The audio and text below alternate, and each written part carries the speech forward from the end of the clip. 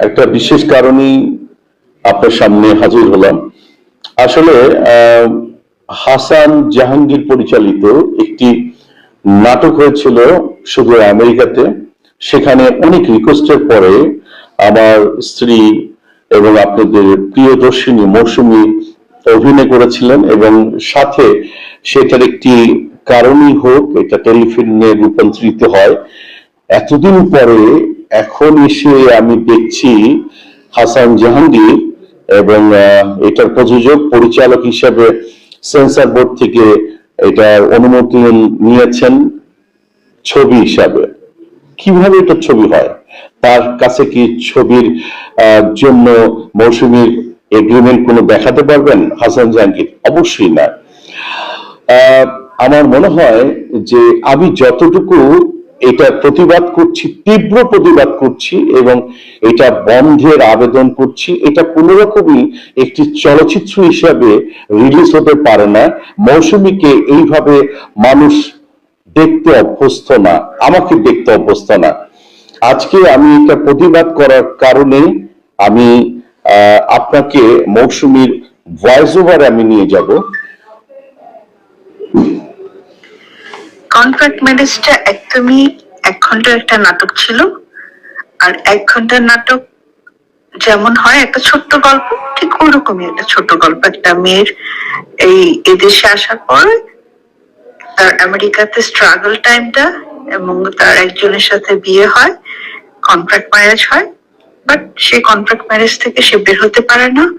ওই লোকটা তাকে অনেকভাবে উত্ত্যক্ত করে, বিরক্ত করে। এই ধরনের একটা ছোট্ট গল্প নিয়ে তার এই কন্ট্রাক্ট ম্যারেজের গল্পটা সাজানো ছিল।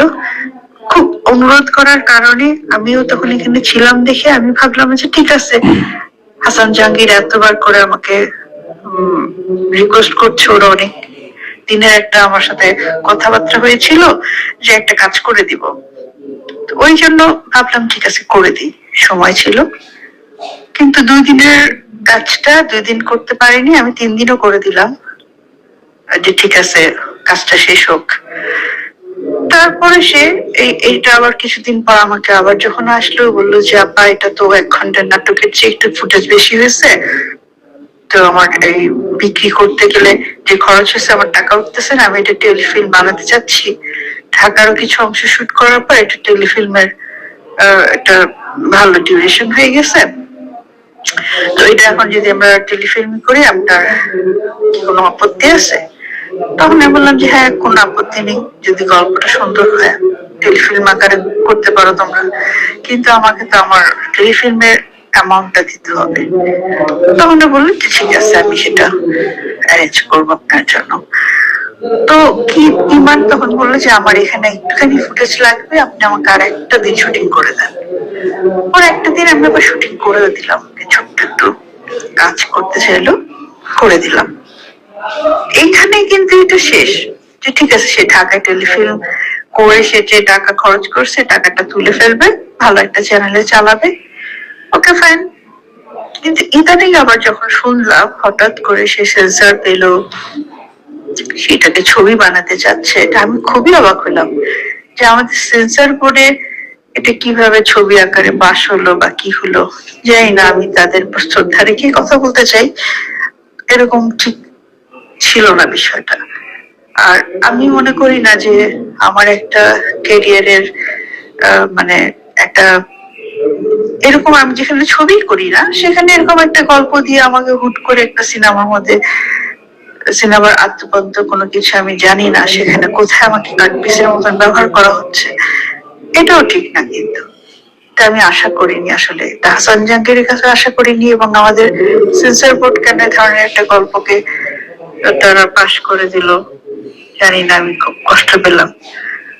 তো এখন ছবি রিলিজ হওয়া উচিত কিনা আমি নিজে মনে করি যে হওয়া উচিত না, কিন্তু আইনগত ভাবে আসলে কতদূর এটা সবার কাছে সঠিক মনে হচ্ছে সেটা আমি ঠিক বুঝতে পারছি না এতদূর থেকে। তো আমি আশা করব যে আমাদের পরিচালক সমিতি আছে, প্রযোজক সমিতি আছে, শিল্পী সমিতি আছে, সবাই যেন বিষয়টা বিবেচনা করে যে হ্যাঁ, প্লাস ছবির যে একটা রেমুনারেশন হয় সেটাও কিন্তু আমাকে উনি এখনো দেননি। আর এই জন্য কিন্তু এই ছবিটা ছাড়পত্র নিয়ে সুন্দর রিলিজ করে দিচ্ছেন।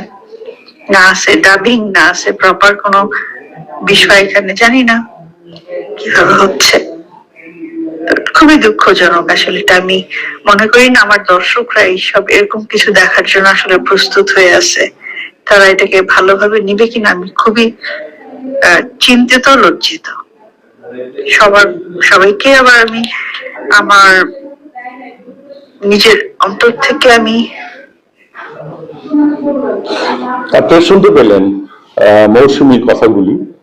দেখুন, প্রতিনিয়ত এইভাবে হবে এবং শিল্পীরা ঠকবে।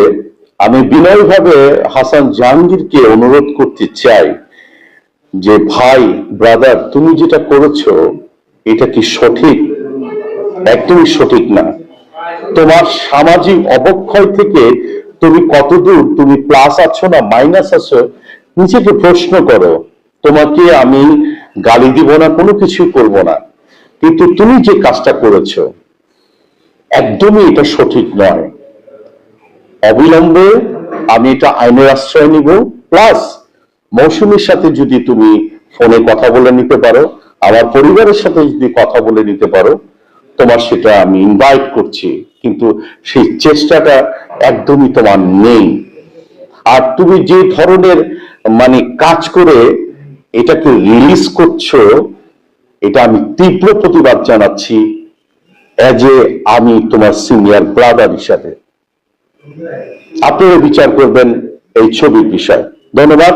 এবং সাথে আমি পরিচালক সমিতি, প্রযোজক সমিতি এবং শিল্পী সমিতিকে আমি চিঠি অলরেডি দান করেছি।